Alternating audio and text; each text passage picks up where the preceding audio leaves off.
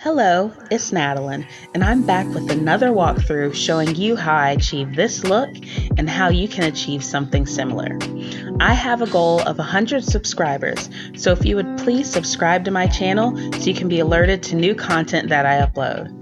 So my goal is to upload full tutorials of all the looks I've been posting on IG, so there is a lot coming your way. Now the thing I like most about this look is that it's difficult to do wrong, actually, even though it looks really complex. So here are the things that you'll need. Skin prep tools. Now you won't see me complete these steps in the tutorial, but I have linked my Instagram post which shows the steps to skin prep before this look in the subscription. You'll need glue stick to block out the brows, translucent powder. You'll need liner that you don't care about to mark your placement. In theater, I guess you would call this spiking, kind of. In addition, you'll need face paint. I used Marion's water-activated face paint for this look, but you can use cream-based face paint also. You just have to be very careful when you are setting it. In addition, I also use Graf Tobin. I use cream paint, concealer or eyeshadow primer, cosmetic metallic powder. In addition, I used mixing liquid, colorful eyeshadow. You'll need an old magazine, liquid latex, lipstick of any shade, lashes. This is optional, but I recommend it it's going to help you really make your eyes pop. Makeup brushes you'll use for the face paint, and a cosmetic sponge that is disposable. So that's what I recommend. So first, I blocked out my eyebrows by applying the glue stick, brushing my brows up to make them as flat as possible, and then I applied the translucent powder to set and help with making the brow bones look really smooth.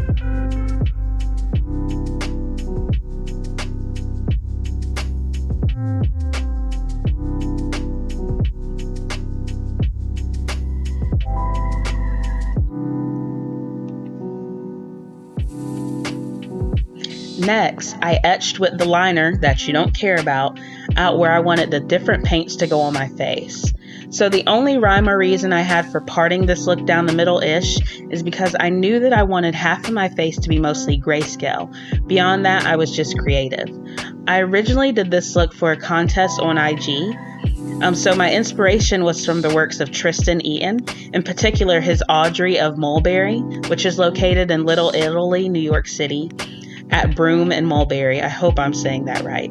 Now, I'm no graphic designer, so when I looked at the images of the mural, I struggled to figure out how I would accomplish the graphic aspect of it. So on the flip side, the entire reason I enter contests is not usually to win, but to push myself to do something I normally wouldn't. So even at this point in the look, I had no idea that I would use magazines to accomplish this piece. And here I was still working it out in my mind.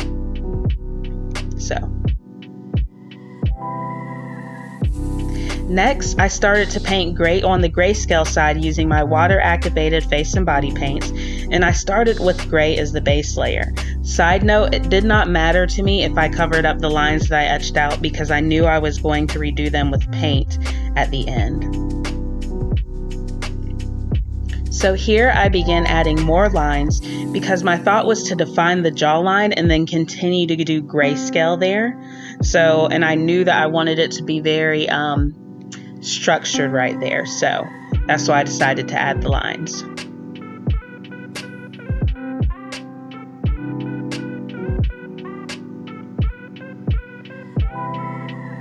Now what you don't see here is me applying the mint colored paint to that area, but I decided I wasn't into it and I wanted to paint it pink instead because the color wasn't vibrant enough for the look I wanted. So once it dried, I painted it pink, and then I headed back to the grayscale and began adding shadow on my forehead. Next, I started to feel extra creative, and I decided I wanted to add 2 colored circles on the right side of my face, and I used the stainless steel palette with the thumb hole to make it perfect. Back to the grayscale, I began adding the shadows for the cheekbone. So I started with black face paint to draw from under the apple of my cheek, with a curve and then straightened it out to right above the top of my ear. So next, I begin blending out the black, but maintaining an unblended line at the top and just blending it below. Feel free to add black shadow under it also if that helps with blending. The key is to not get frustrated and know that you can use different tools and techniques to accomplish the same goal. It doesn't make you a failure, and it doesn't mean that another artist is better than you, just different. And different is wonderful and amazing, so continue to be different. After that, I applied the red cream paint that I have from Performance Studios here in Nashville. I knew that I wanted a bold contrast right next to the grayscale, so red seemed to be the answer. Make sure that you do apply the cream. After you apply the cream paint, you follow it by setting it with a translucent powder. So after adding the red, I decided I didn't want to go down any further, and so I set it with a hard line for that look. Don't be afraid to let the look evolve as you continue to create. So after setting the cream paint, I started to prep my one eye for the eyeshadow look. I added my concealer and followed it up by setting it with translucent powder, and notice that I covered up the eyebrow also. Now here, you're going to use whatever colors you like. My personal goal was to make sure that the colors were contrast as they could be with the color right beside them. In addition, I used the same technique that I use when I begin with this look, and I traced out boundaries for every eyeshadow color. I wanted it to look like a color burst. So the eyeshadow that I'm using here is Viseart Grand Pro, and it retails around $175. And when I purchased it, I was able to spread the payments out without interest over 3 months. So it is the most expensive palette I owned, and I looked at it for at least a year before making the purchase. But I figured that some of you would ask about it because the colors are vivid, and yes, the color payout is real due to the concealer, the setting powder, the way I apply it, in addition to the eyeshadow itself. However, I will list other options to consider that are less expensive, including Colored Rain's Juicy Boost. That one is coming out at the beginning of August, so look for that, and that might be a really great alternative. Now, I have not personally tried it, but I have heard good things about their other products, and I love their matte lipsticks. So let them know that I sent you so we can start collaborating together. Tag me in their comments or something. Let them know that you heard it from me. So whenever I apply my eyeshadow, I dab it into my actual eyeshadow palette, and then I use that same technique on my eye, and that keeps the pigment there and tight and gives me a high color payoff.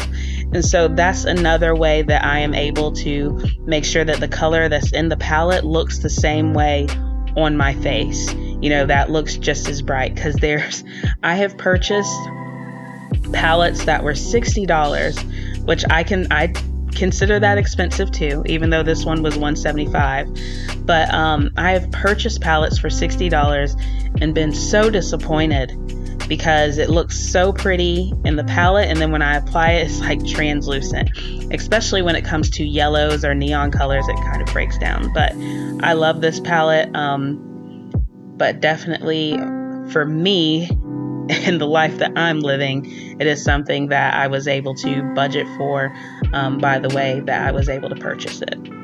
So after adding all of the colors, I went back in and I filled in my lines so it would have that burst look.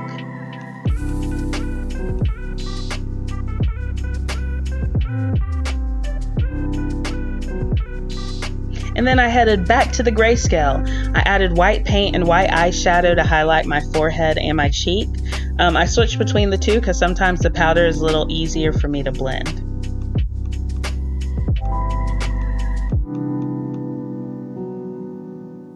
Flipping back to the left side of my face, now I'm adding an additional color stripe using the mint.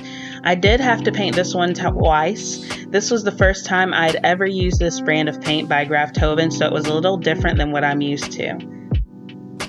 Next, I'm adding the outline of the red lipstick. This is by Beauty Bakery. This lipstick stays on all day. I have swatched this brand before on my hand, and it stays on for days. Facts. The color is cranberry, I believe. And then I filled it in with Ruby Woo by MAC. So whenever you see me wearing red lipstick, I usually outline with a dark shade and then follow with a blue red on the inside. So now I'm adding the baby blue for the chin and the nose. The angles were weird, but I made it work.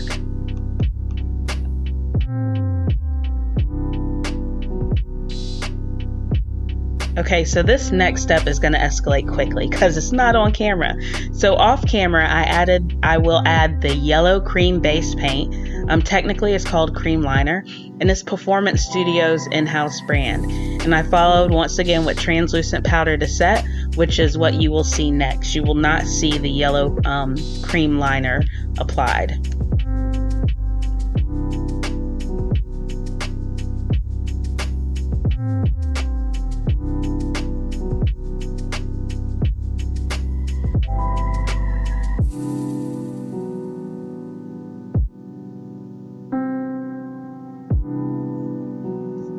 Next, I used eyeshadow that was perhaps a shade darker than the mint circle to continue the shadow line that I started with the black paint. And then I decided that I needed more shadow, more.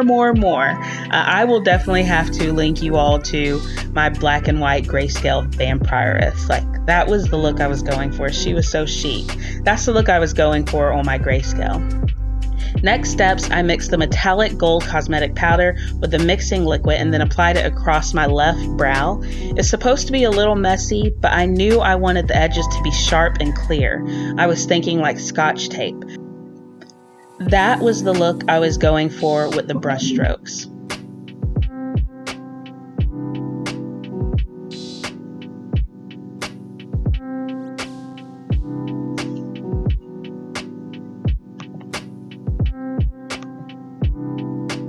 Next, I cut out 4 pieces from the old magazine and I applied them using the liquid latex.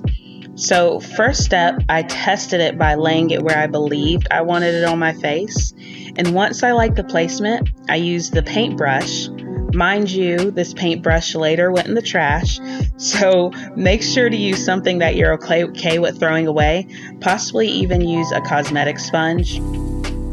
So I took that and I applied the latex to the back, laid it on my skin, and then applied paint to the edges to keep the magazine paper from lifting. So following that, I applied more of the gold metallic so it would give the appearance that the gold was keeping the paper laid down. Because remember, I'm going for that Scotch tape look. I repeated this process for the other pieces, but for their respective locations. In addition, the other pieces I outlined and just made each one unique. So you'll see some I kind of actually did a line with the paintbrush, and the other ones I kind of did like a sponging technique to it, just to make each one look different. I also made sure that the pieces were or looked ripped, so I didn't cut the places the pieces because I didn't want them looking clean. I wanted to avoid it looking like perfection. So now I knew I wanted one to be text, the one on my eyebrow, because I wanted it to be clear that this was from a magazine or a newspaper. I wanted it to be clear that it was mixed media and not just paint or makeup. So I knew I wanted the look to include text. For the other pieces, the consideration was to have pieces with colors that were already in the look and on my face. And the green piece reminded me of a snake, even though I believe it was a picture of a plant. However, I looked at it, it inspired me. I thought it looked snaky, and so I used it. So what I did to give it more of a snake-like texture, or just to add texture to it in general, I used a stipple, is it called a stipple brush, I believe, or a stipple sponge? And I dipped that in the gold metallic after I had lined the magazine piece, and I just pressed it on there to give it that extra bit of texture. So I just encourage you to play with this part of it and just see what happens. In addition, the left eyebrow, I did end up cutting that magazine piece because I thought it was a little too far out there. So I did end up coming back and cleaning that up and cutting it and making it look a little more, not perfect, but refined.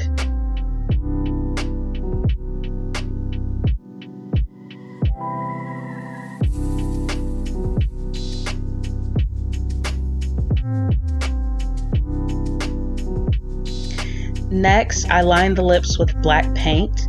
I went over them twice and decided I wanted to stand out more because it just looked too subtle for me. Because, mind you, there's a lot that's happening in this look. So I made it even more dramatic and I overlined my lips. Of course, got creative again and decided to add 2 more circles in contrasting colors. I used the silver metallic and then the mint green. And then when I went back over the red lips because I was not loving how murky they looked, because of that black paint, so I wanted to get it nice and clean. Final touch, I added my lashes. These are by Phoenix Lashes in the style of Phoenix. They laid for me and they blended right into my lash line. You can't even tell where it starts and ends, and you will see that. You will see that when you see the final look. And this is the finished look. It took me a while, but now they are legitimately one of my favorite looks. If you enjoyed this content, don't forget to connect with me on social media and subscribe to the channel. Reminding you, I have a goal of 100 subscribers, so you could be one of those 100. I think I'm at 80 something right now. So thank you for spending this time with me, and more content to come really soon. Thank you again.